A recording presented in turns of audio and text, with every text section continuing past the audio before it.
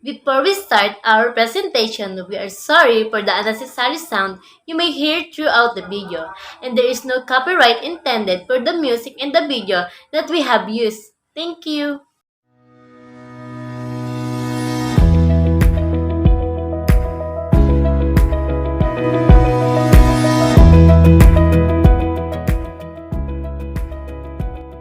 Module 1. The expertise in human resources in analyzing behavior in business organization.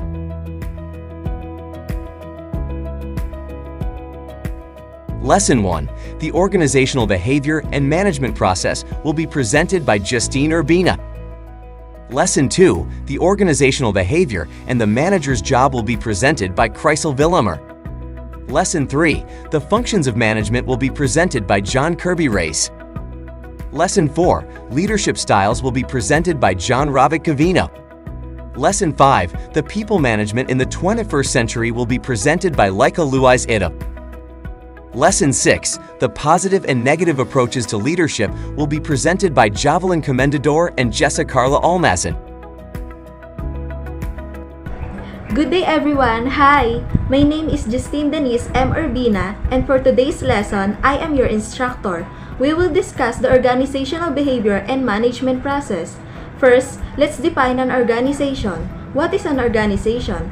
An organization is a group of people working together to accomplish a wide variety of goals, all of which are of interest in the various individuals within the organization as a whole. Now that we know what an organization is, let's move on to organizational behavior. Organizational behavior, according to Investopedia.com, is the academic study of how people interact within the groups, and its principle by analyzing the human behavior in the organizational environment, the interaction between human activities and the organization.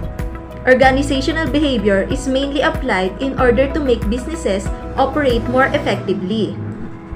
It includes areas of research to improving the job performance, job satisfaction, promoting innovation, and encouraging leadership, and is a foundation of corporate human resources. The best-known study of organizational behavior is the Hawthorne effect, which describes the way test subjects' behavior may change when they know they are being observed, just like in the organization or in the business company. When one employee knows that he or she is being observed, of course, they will do their best, right? This is the Hawthorne effect. Organizational behavior have four elements. First is the people who make up the internal social system of the organization. People consist of individuals or groups. Groups may be formal or informal, small or large, interrelated or complex. It can be formed, changed, and dissolved. Sometimes when an employee is new, of course, they can found new friends, right? And this relationship between them can be dissolved or not. Second element is the structure. Structure defines the roles and relationships of employees or the people inside the organization. It clarifies the authority-responsibility relationships. All of these people are related to each other to accomplish the objectives in a coordinated manner. Structure, it is simply the responsibility of each and everyone inside the organization. We have managers, of course. For example, the managers, they have their own responsibility and of course, their subordinates. One solid example of structure is the different departments inside the organization.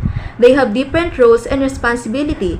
Just like in accounting department, they handle the finances of the business or the organization, while the HR department handle the recruitment of employees, right? Third is the technology, which provides economic and physical resources to make the people or employees' job easy. The people are given the assistance of machine, tools, methods, and resources. One example of technology is the printing machine and computer of the employees. If these machines are not inside the company, well, the employees will be having a hard time, right, in communicating to the investors, to the partners, and other employees inside the company. The fourth and last element of organizational behavior is the external environment. which is the larger social system and is influenced by the external environment, which includes sociocultural, economic, political, legal, technological, and geographical forces. These forces influence people's attitudes, motives, and working conditions in the organization in many ways. External environment may have a big impact inside the organization because employees may acquire the influences of other people outside the company, their attitudes, their motives, and also their working conditions, as I have said earlier. And for our another topic, we will discuss the management process, which is according to Guru 2021, is a well-defined system of setting goals, planning, controlling any actions of execution. It constitutes a set of interrelated operations or functions necessary to accomplish desired organizational objectives. Now, we have Organizational Behavior Management or OBM, which applies behavioral principles to individuals and groups in businesses, industry, government, and human service settings. It develops techniques to produce socially significant behavior in a wide range of areas and behavioral problems.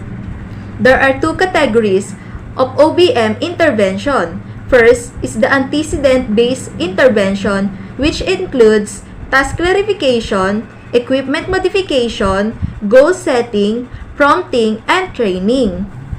Task clarification involves clearly defining the employee's tasks and their responsibilities inside the organization. Next is the equipment modification, which involves altering the equipment used for tasks. Second is the goal setting, involves setting the performance goals and then access the rewards of the employees. Next is the prompting, involves prompts to perform or continue performing an activity. And last is the training, that identify and modify inadequate employee knowledge, skills, or capacity. Number 2 category of OBM is the consequence-based intervention, which includes the feedback, praise, monetary and non-monetary incentives of the employees. And let's discuss the feedback, which involves the delivering of information about the past performance of the employee, which can vary according to format. For example, verbal, written, or graphic. And the delivery agent, which is the supervisor, manager, consultant researcher, or fellow employee. It is by far the most common intervention used in OBM. And second is the monetary and non-monetary incentives. Monetary involves the money, while non-monetary involves the benefits or other intangible items contingent or performance. In practice and research, they are often combined.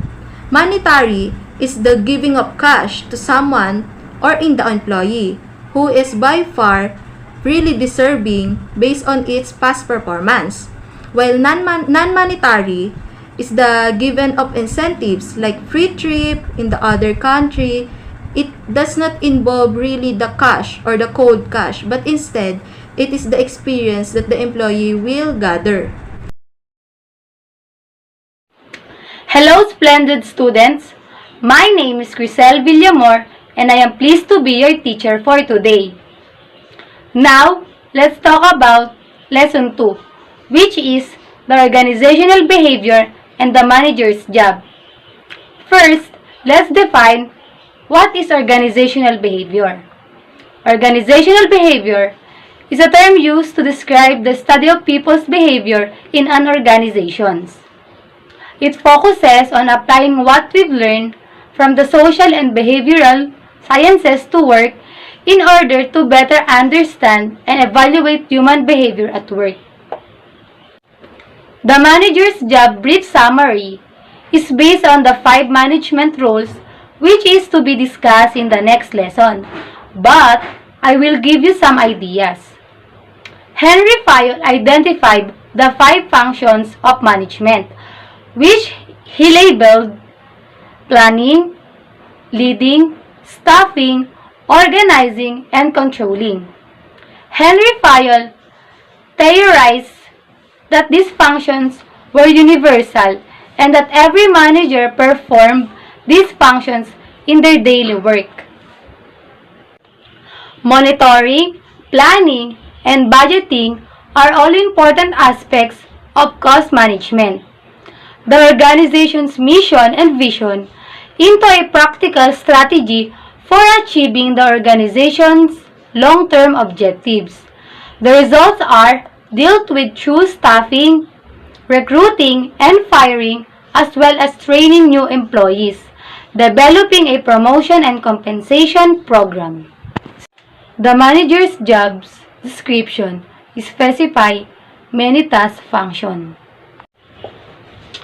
First, let's define what is managers. Managers are the people in charge of employees and the facilities they work for. As a manager, your obligation include planning and promoting employees and the company's daily schedules, interviewing, hiring, and coordinating staff, creating, maintaining budgets, and reporting to the top management. Hi and good afternoon everyone. I am John Kerby M. Reyes from BSE 3A. Now that you've already learned about the organizational behavior and the manager's job, let us now move on to the functions of management. Management is a discipline that consists of a 5-set general functions: the planning, leading, staffing, organizing, and controlling. These 5 functions are part of a body of practices and theories on how to be a successful manager. The first function is the planning. It is the basic function of management. It is the method of deciding the ideal future location of an entity and the best way to get there. When you think of planning in a management role, think about it as the process of choosing appropriate goals and actions to pursue and then determining what strategies to use, what action to take, and deciding what resources are needed to achieve the goal. Remember, a plan is like a map. When following a plan, a person can see how much they have progressed towards their project goal and how far they are from their destination. The next function is the leading. Leading is the process of having the members of the organizations work together towards the goal of the organization. This function involves articulating a vision, energizing employees, inspiring and motivating people using vision, influence, persuasion, and effective communication. Leading focuses on managing people such as individual employees, teams, and groups rather than tasks. Manager can foster a positive working environment by identifying moments when employees need encouragement or direction and using positive reinforcement to give praise when employees have done their jobs well. Next is the staffing. This is where the company recruits and select employees. It is the function of manning the organization structure and keeping it manned. The main purpose of staffing is to put right man on the right job. Staffing helps to find and hire people who are qualified for the job position and will benefit the company. It also improves the quality and quantity of work done by the company because they have staffed the optimum people. Job satisfaction rates are likely to be increased because everyone is well suited for the position and is happy to be well doing their specialty of work. Higher rates of productive performance from the company are also gained as they have staffed the right people to do their jobs. Then, the organizing, which is the process of bringing together physically, financial and human resources and developing productive relationship among them for achievement of organizational goals. This process of establishing worker relationship allows workers to work together to achieve their organizational goals. The purpose of organizing is to distribute the resources and delegate tasks to personnel to achieve the goals. Establishment in the planning process. Managers may need to work with other departments of the organization, such as finance and human resources, to organize the budget and staffing. During the organizing stage, managers strive to create a work environment conducive to productivity. Managers typically take employees' motivation and aptitude into account to match employees with roles and tasks that best fit for their abilities. The last function is the controlling, which implies measurement of accomplishment against the standards and correction of deviation, if any, to ensure achievement of organizational goals. The purpose of controlling is to ensure that everything occurs in conformities with standards.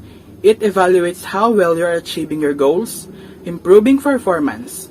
During the controlling stage, managers perform tasks such as training employees as necessary and managing deadlines.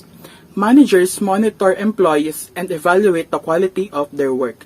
They can conduct performance appraisals and give employees feedback, providing positive remarks on what they are doing well and suggestions for improvement. They may also offer pay raise incentives to high-performing employees. Good afternoon. I am Rovic, GAVINO, and I am about to present the 10 leadership styles. The first one is the coach. It is a form of support setting goal for a smart, provide feedback, and offer difficult assignments to promote progress. SMART is an acronym for specific, measurable, attainable, realistic, and time-bound. This type of leadership is characterized by collaboration, support, and guidance.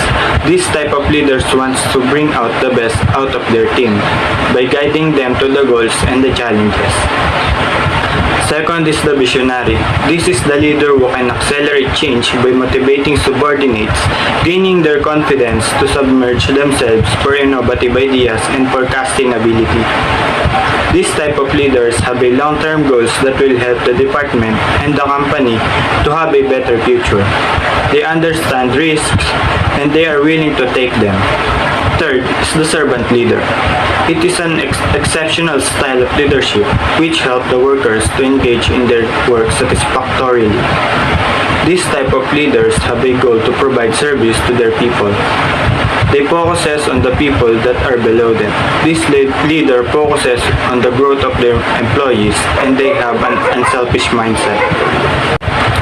Fourth, autocratic or authoritarian is a leadership style which emphasizes rigid rules and punishment. This type of leader is defined as a boss. They have a complete control over the team, they can make choices on their own, and they rarely accept suggestions from their followers. Fifth is the laissez-faire or hands-off. Is the opposite of the autocratic style, dependent delegation and giving no limited oversight to all. This type of leaders is the opposite of the autocratic. These leaders trust and rely to their employees. They give advice and guidance when needed, but most of the time, the members lead the team. Sixth, democratic or participatory is a mixture of laissez-faire leadership and autocratic leadership focused on the imagination and modernization. This type of leadership style, which the team members are participating in the decision-making process, it helps to build relationship with the members and they can get many ideas from their members. Seventh is the pace setter. It is an outcome-oriented type of leadership that sets high standards to reach the goal. This type of leaders wants to get things done better and fast. They set high standards for themselves and the team members. They are slow to praise and quick to criticize. 8 is the transformation leadership. It is a leadership style that is specifically focused communication and a devotion to the goals of the company. This type of leaders inspire valuable and positive changes to their followers. They will motivate, encourage, and help their followers to become a leader in the future. 9. Transactional. This is a performance-focused leader. This type of leaders sets out predetermined incentives and rewards. This leadership style is also known as managerial leadership. They rely on giving rewards and punishment to achieve a perfect job performance for their employees. And the last is the bureaucratic. This is a kind of leadership that focuses on fixed duties within a hierarchy where a complete set of list of responsibilities has been issued to subordinates. This type of leaders are generally very task-focused, hardworking, and detail-oriented. They assign tasks to groups and they have strict rules and high standardization. Good day, students. I am Lyka, Louise, EDEM. Our topic for today is all about the people management in the 21st century. In the 21st century, the age of human mechanization has drastically changed the world of work.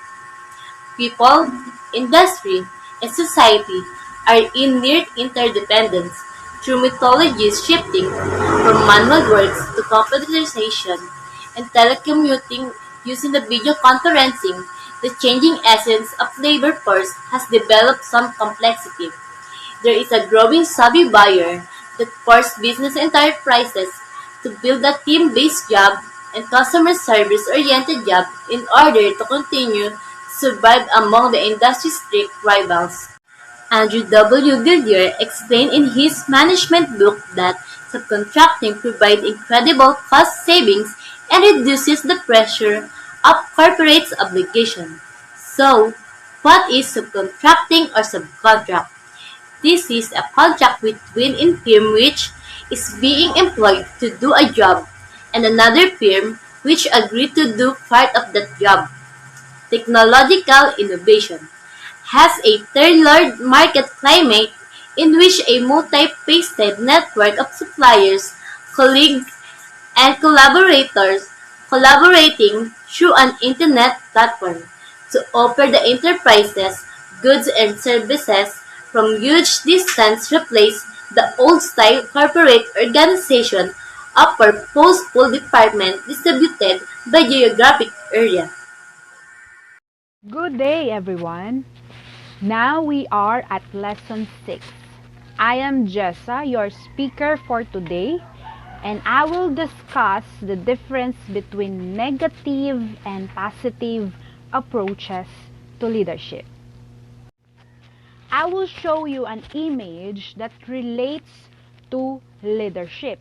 This is an image of a family where parents take good care of their kids. Leading a team is really a lot like parenting. In the event that you yell at your children, they miss the message. Rather, you need to utilize love and responsibility to assist them with playing out their best consistently. Same in your organizations that leads your people. I'll give a scenario. A team member isn't delivering their part of the project again. By being a positive leader, you tackle the problem and focus on the future. Gordon states that leaders need to identify why the underperforming employee is failing and educate the person to solve the problem and be successful to improve. I want to share with you again a scenario. So we deeply learn about the negative leader. For instance, your company is failing on hard times and everyone is worried about their job. If you end up and even more negative and turn volatile and hopeless, you are the type of negative leader. The reinforcement approach to employee motivation sidesteps the issues of employee needs and thinking processes described in the content and process theories. And there are 5 types of reinforcement. These are positive and negative reinforcement, punishment, extinction and avoidance, or plan ahead. Positive reinforcement. Give positive what individuals like when they have performed the desired behavior. Positive reinforcement is any great or suitable outcomes that follows a reaction and will increase the opportunity that the reaction might be repeated. For example, in the workplace, a paycheck or a bonus may be a highly motivating factor for many people but not necessarily all. Remove negative. What people do now no longer like after they have achieved the favored behavior. Negative reinforcement is a psychological reinforcement by the removal of an unpleasant stimulus when a desired response occurs. For example, a baby won't stop crying. Parents give a baby pacifier and baby stops crying, instead they comfort her by hugging. And that is one of the examples of negative reinforcement for parents. I had an image here about the reinforcement theory providing two methods, the positive and negative reinforcement of increasing desirable behaviors. In this scenario, the procedure of using positive reinforcement, the student studying and the teacher approval is presented when student studies. That's why the student studies more. While negative reinforcement, the same scenario and behavior of the student studying but teacher disapproval is removed when student studies and still student studies more. Why are both increasing desirable behaviors? It's because they have similar connotations in the application of punishment. Reinforcement can be positive or negative, and punishment can also be positive or negative. All reinforcers increase the likelihood of a behavioral response. All punishers decrease the likelihood of a behavioral response. Good afternoon, everyone. I'm Jovilyn, Commendador. Punishment, it means can allows an individual to make correct decisions to avoid falling in the same trap in future. In short, punishments helps employees to avoid or change the mistakes they have made, and it's also a way to learn. An extinction is a non-event. You didn't add or take away, simply did nothing. Also, it's a strategy for reducing behaviors like tantrums, yelling, and saliva play. And avoidance has advantages such as reduced stress, save time, or fewer dangers. Because of avoidance on the other side include resentment, potential delays, and decreased communications. Management motivators consist of a set methodologies, procedures, and instruments for putting a strategic plan into action effectively. Leadership grade or managerial grade. It's used to evaluate the management style, leadership, and it consists two dimensions: concern for production or results, and concern for people, a function that enables an organization resources be directed or increase efficiency and goal achievement. 5 types of leadership grade or managerial grade. 1.1 Impoverished, needs proper management for leaderships and achieves the task minimum needs. 1.9 Country Block, great interest for people and interpersonal connections, less job concentration. 5.5 Middle of the road, a medium level of emphasis on relationships and a satisfactory level of concentrate on the work. 9.1 Authoritarian, the highest respect for people as well as strong work demands. 9.9 Team, the highest priority is placed on people and connection as well as the work.